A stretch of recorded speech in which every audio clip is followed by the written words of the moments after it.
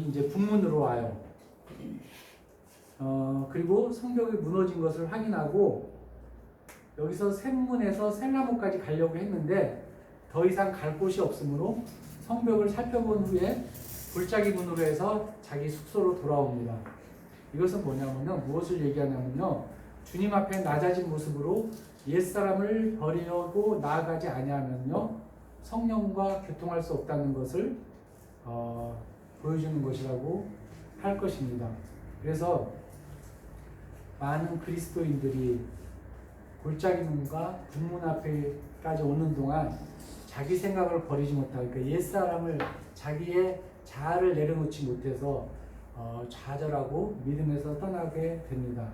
그래서 로마서 8장 13절에 있는 말씀처럼 너희가 육신대로 살면 반드시 죽일 것이오되 영으로서 몸의 행실을 죽이면 살리니, 이렇게 얘기를 하고 있습니다. 그래서 우리가 할 것은 주여 내가 여기 있나이다 라고 하면서 자기 생각을 버리고 하나님과 마음을 합하는 것이라고 할 것입니다. 우리가 아무리 내 생각을 내세우고 버틴다고 할지라도요, 교회 가운데 거하시고 모든 그리스도인에게 소원을 주신 주님께서는 아무리 많은 시간이 걸리더라도 하나님께서는 반드시 우리를 이 문을 통과하게 하실 것입니다. 이사야서 4장 24절에 뭐라고 되어 있냐면은 만군의 여호와께서 맹세하여 가라사대 나의 생각한 것이 반드시 되며 나의 경영한 것이 반드시 이루리라고 하신 것처럼, 물론 이 말씀은 하나님께서 계획하신 미래 일들에 대해서 말한 것이지만요, 우리에게 소원을 주신 주님이 우리 자신에 대해서도 우리가 하나님의 사람으로 거듭날 수 있도록 만드시라, 하나님의 사람으로 만들 수 있도록 그렇게 만들어 가실 것입니다. 제가 이제 다음번에는 야곱에 대한 얘기를 하려고 하는데요, 그 야곱이 잔꾀가 많고 굉장히 거짓말도 자주 하는 그런 사람이었습니다. 근데 하나님께서는 야곱에게 소원을 주셨기 때문에요, 그를 끝까지 다루어 가십니다. 그래서 하나님께서는 야곱이 가장 사랑하는 게 누구였냐면 요셉이었어요. 요셉을 죽이십니다.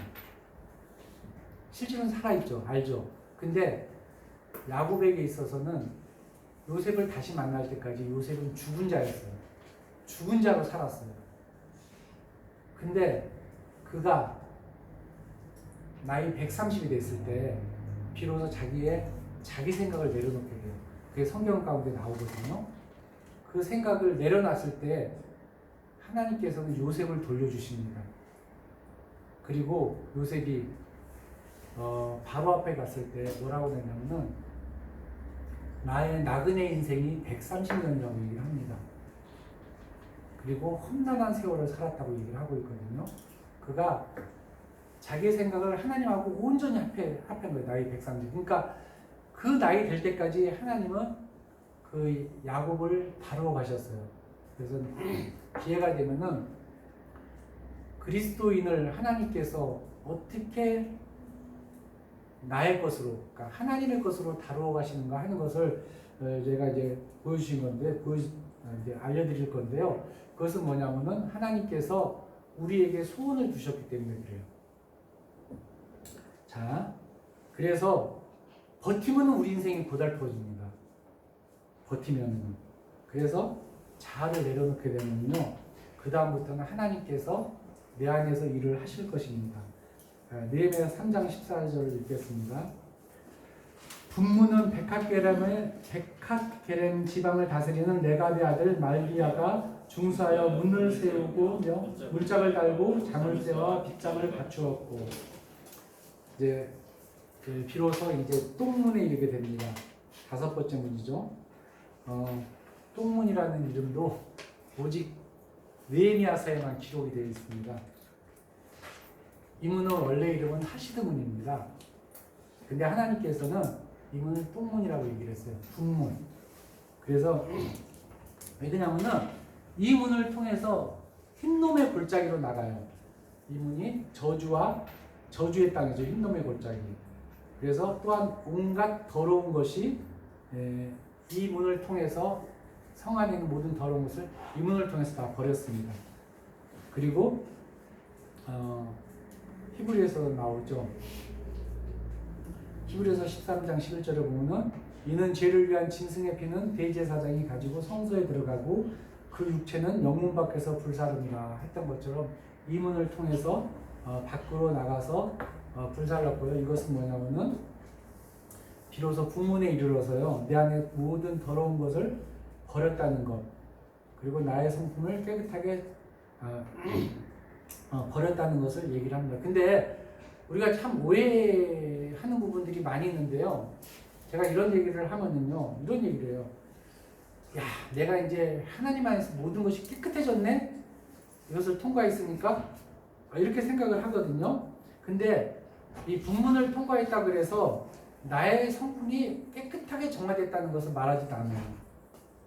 사람들은 뭐라고 하냐면 내가 그리스도와 함께 십자가에 못 박혔나니 그런즉 이제는 내가 산 것이 아니요 오직 내 안에 그리스도께서 사신 것이라. 이제 내가 육체 가운데 거하는 것은 나를 사랑하사 나를 위하여 자기 몸을 버리신 하나님의 아들을 믿는 믿음 안에서 사는 것이라. 이렇게 얘기를 하면서요, 이것을 오해해서요 은둔자의 길을 가거나 금욕주의에 빠지는 그런 사람들을 좀 보게 돼요.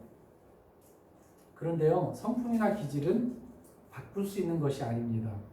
그래서 은둔이나 은둔으로 몸을 피하거나 금욕에 빠지게 되면요, 억지를 하게 되면 언젠가 사람한테서 그것이 뿜어져 나올 때가 있습니다.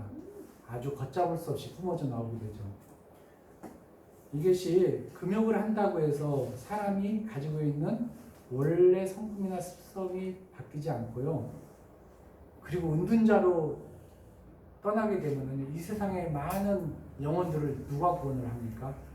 그렇진 않거든요. 그래서 분문에 이르러 내 안의 것을 버린다는 것은 내가 이 세상을 버리고 떠난다는 것이 아니라 자기 생각을 내려놓고 그 다음부터는 하나님과 마음을 합한다는 것을 얘기를 합니다.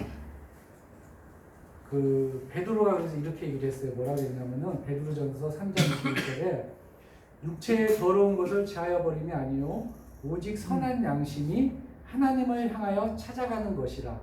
이렇게 얘기를 했습니다.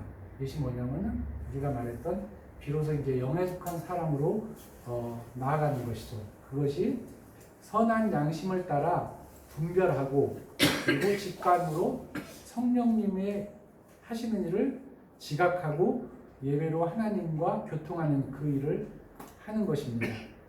그는 영으로 하나님을 감지하며 하나님이 중심이고 하나님이 전부인 것이 됩니다. 자, 분문을 중수한 사람은 베탁게렘 사람 지방을 다스리는 레갑의 아들 말기야였는데요.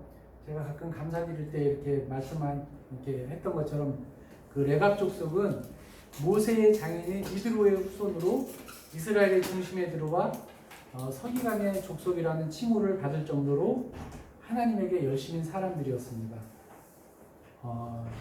이처럼 했기 때문에 그가 분문에 이르러서 하나님의 열심이었기 때문에 가장 비천한 문이죠. 그 문을 스스로 세웠던 것이죠.